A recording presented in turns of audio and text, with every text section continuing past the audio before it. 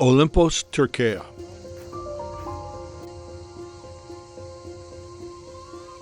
How did this beautiful city come to be?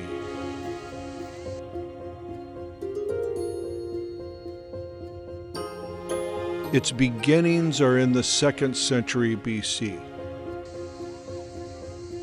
Olympos was established by Greek settlers because of its strategic location, and it was a member of the Lycian League.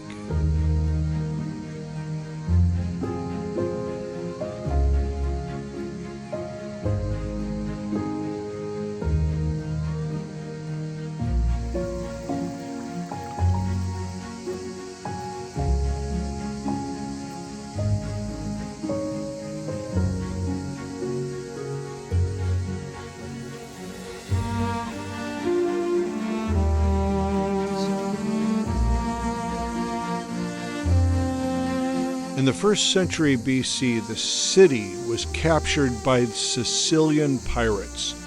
The Romans eradicated the pirates in 78 BC.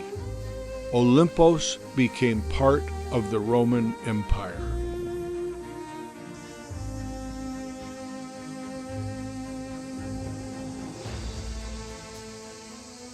Olympus existed in the 4th century BC, founded during the heights of the Hellenistic period.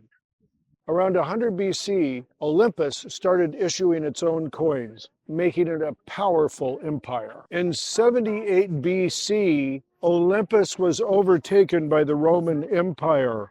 Olympus was a powerful place, and it shipped goods under the Romans. It had olive oil, wine, and grains that all came from downriver and shipped out in the port to the Mediterranean seas. Olympus was no different than many other Mediterranean ports.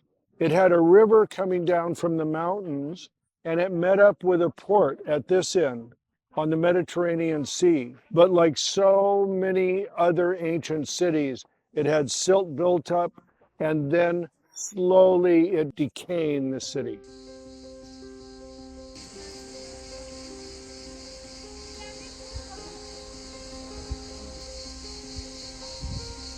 Who were its people?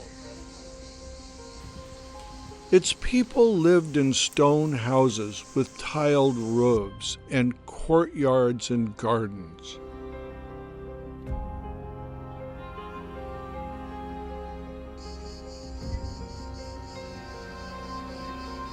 Public life centered around the agora or marketplace. This is where people gathered for commerce, politics, and socialization. The city's infrastructure included temples, baths, and elaborate tombs.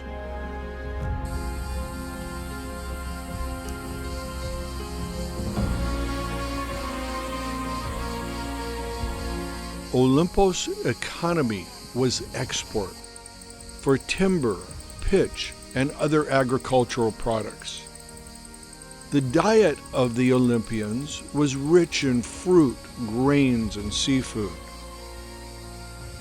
Fish and seafood were abundant because of the Mediterranean Sea. Wine was produced by local vineyards. Greek, Lycian, and Roman cultures intertwined to shape Olympus' destiny.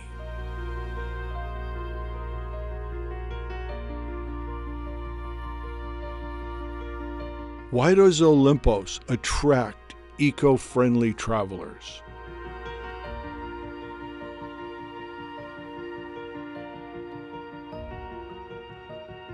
Olympos is renowned for its beautiful secluded beaches.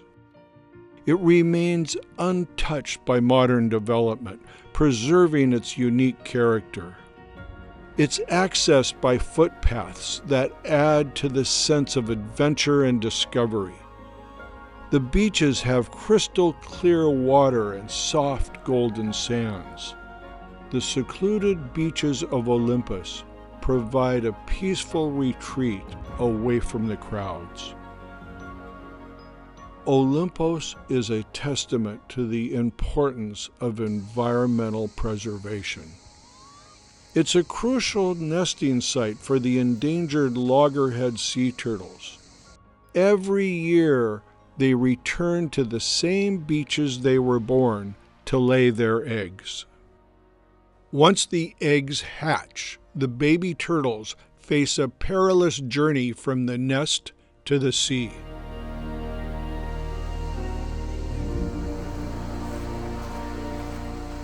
We have here is a Mediterranean sea turtle protected area. And you'll see cages like this up and down the beach. What they do is they protect the eggs. So the turtles come up to the beach, they lay the eggs, ecologists come out, and they cordon off this area with a little rock cairn around it, and they write the date that it was put there. So they have a good idea of when the turtles will hatch. And you see this all up and down. The beach is still open to people, but everybody respects this. And it's taken care of, and time after time these turtles come up, reproduce, the babies go back out to the beach, and it helps preserve the wildlife.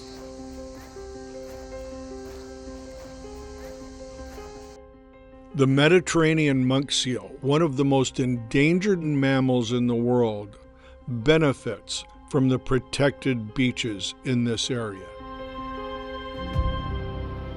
As these efforts continue to evolve, it sets a precedent for the conservation practices worldwide. Visitors adhere to the principles of responsible tourism. What is the Olympos experience? Olympos is renowned for its laid-back bohemian atmosphere.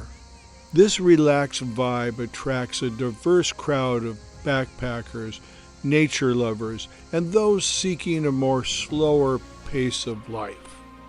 Visitors to Olympos are sure to find a deeply enriching and rejuvenating experience.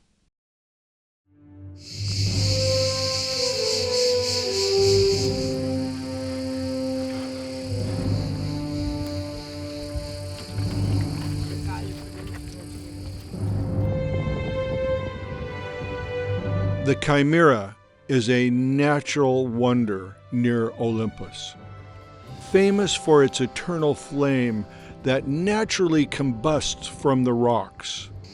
These flames are the result of methane gas beneath the Earth's surface. This methane is produced by a process that involves the chemical reaction between water and ultramafic rocks in the Earth's mantle. How did the Chimera get its name? The Chimera was a creature with a body of a lion, the head of a goat emerging from its back, and had a snake for a tail. It breathed fire, terrorizing the people of Lycia. They thought it was trapped beneath the mountain. The flames were also a natural lighthouse for ancient mariners. They were used in religious ceremonies and fertility rituals as well. Its significance as a religious site, a navigational aid, links Chimera with ancient cultures. And of course, no citizen of Türkiye would let a good flame go to waste without cooking something.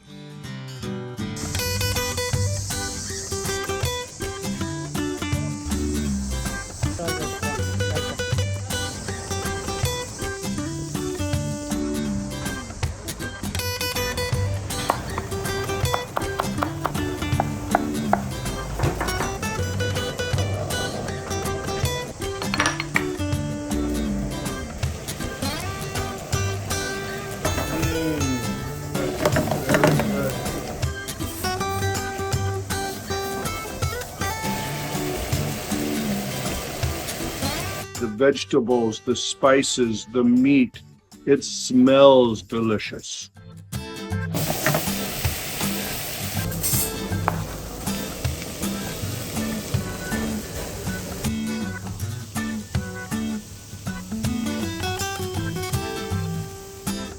Mm.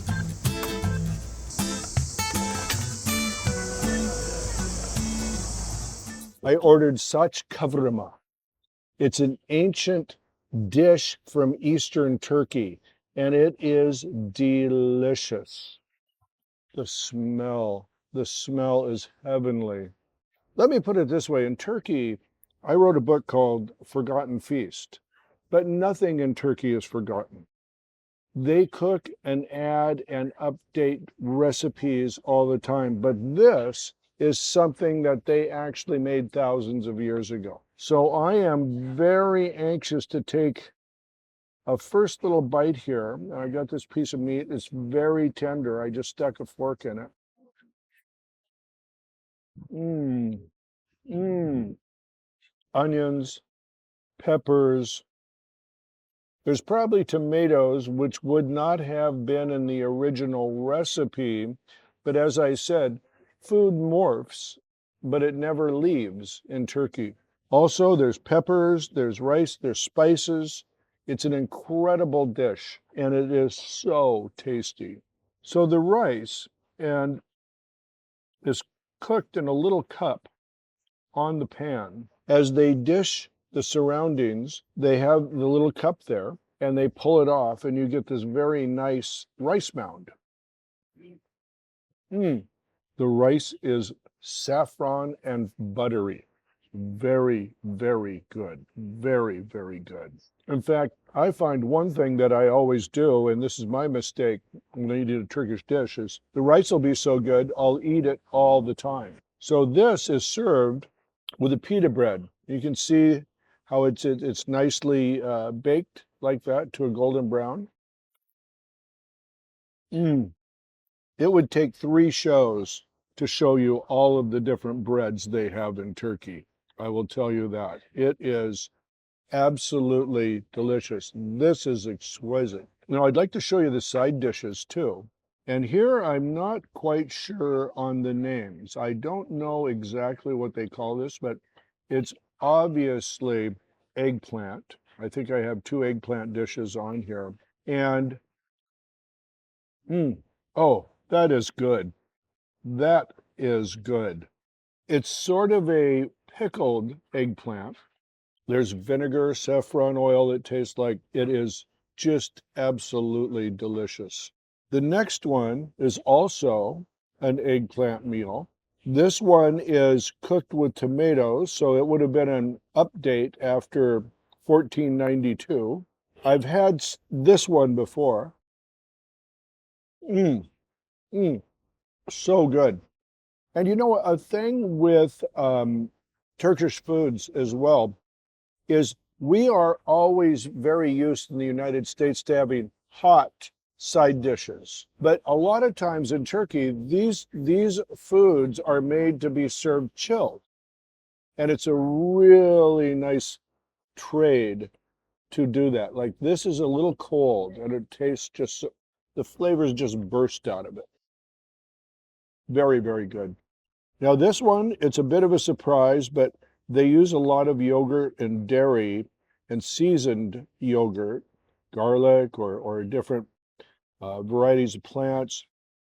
And they always have something. And this I would probably end up dipping the bread in. Mm, mm. So definitely a garlic yogurt. And it tastes like it has some leek leaves in it. Mm, it is so good. And you know, here's the thing too. This is something that I think a lot of Americans get used to. Most of our yogurts are flavored in the United States. You find very few flavored yogurts. What they do is they put different spices, different plants, different mint and things to bring out the yogurt. And the yogurts vary from region to region in Turkey. And some are a little spicier, some are a little more bitter, some are sweeter. There's one yogurt I buy at home that is almost, it tastes like ice cream to me. And lastly, we have a tomato base that is very popular in Turkey. Cucumbers, hot peppers, spices, absolutely exquisite. Please like and subscribe. Join us as we show you the world. These are my last looks.